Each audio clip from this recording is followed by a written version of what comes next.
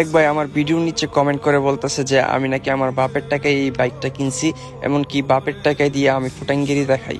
ভাই আপনি কিভাবে জানেন যে এই বাইকটা আমি আমার বাপের টাকা দিয়ে কিনছি? ভাই শুনেন, এই বাইকটা আমি আমার নিজের কষ্টের টাকা দিয়ে কিনছি।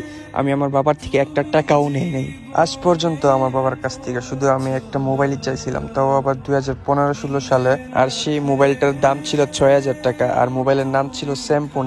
2 মাস ধরে বাবার কাছে বলার পর এই মোবাইলটা আমাকে দিয়েছিল বাবা।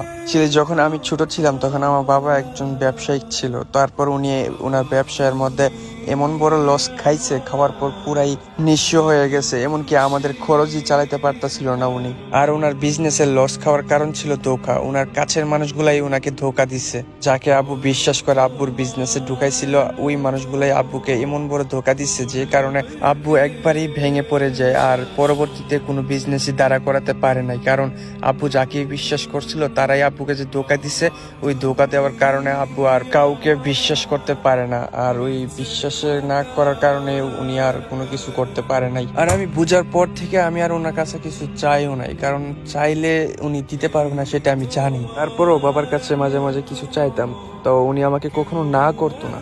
তারপর থেকে নিজের মধ্যে একটা চিন্তা ভাবনা করে নিলাম যে যা করব নিজের সামর্থ্যেই করব, নিজের স্বপ্ন নিজেই পূরণ করব।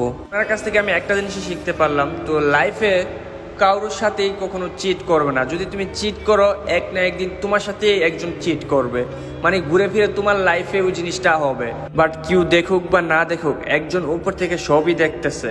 একটা জিনিস ওনার কাছ থেকে শিখলাম যে বিপদে যারা আপনার পাশে থাকবে তারাই হচ্ছে রিয়েল প্রকৃতি ভালো মানুষ। তো আল্লাহর রহমতে নিজের কয়েকটা ছোট ছোট ড্রিম ছিল, সেগুলা পূরণ করে ফেলছি। যেমন আমাদের মিডল ক্লাস ফ্যামিলি ছেলেদের মধ্যে যেরকম ড্রিমস থাকে যে একটা আইফোন থাকবে, একটা বাইক থাকবে, একটা ক্যামেরা থাকবে, এরকমই ছোট ছোট ড্রিমস তো ইনশাল্লাহ পূরণ হয়ে গেছে। যেমন আইফোন দিয়ে তো এখন ভিডিও এডিট করতেছি, ভিডিও শ্যুট করতেছি, আর বাইক তো নিয়ে নিছি। আমার কাছে মনে হয় কি জানেন, একটা মিডল ক্লাস ছেলের কাছে একটা বাইক আর একটা আইফোন হলেই যথেষ্ট, তার আর কোনো কিছু লাগবে না। কারণ কি জানেন, যখন একটা ছেলের কাছে একটা বাইক এসে পড়ে তখন মনে করেন খানা দানা ঘুম তার কোনো কিছুই দরকার নেই, জাস্ট সারাদিন সারা রাত বাইক বাইক করতে থাকবে। যেমনটা আমার সাথেও হইতেছে, সারাদিন বাইক নিয়ে ঘোরাঘুরি করি, তারপর মোবাইল দিয়ে ছবি তুলি, ভিডিও করি, এইভাবেই দিন কাটতেছে। সময় মানুষের চেঞ্জ হয়। সো আমার খারাপ সময় যারা আমার পাশে ছিল তাদের নাম আমি হাতা কলমে আমি লিখে রাখছি। আর ইনশাল্লাহ ইন ফিউচারে তাদের পাশে আমি অবশ্যই দাঁড়াবো। ইনশাল্লাহ তাদের খারাপ সময় আমি যতটুকু পারি তাদের সাথে আমি থাকবো, তাদেরকে সহযোগিতা করব, তাদের পাশে থাকবো। আমার লাইফে এই মানুষগুলোই সবচেয়ে বেশি আমার জন্য ইম্পর্টেন্ট।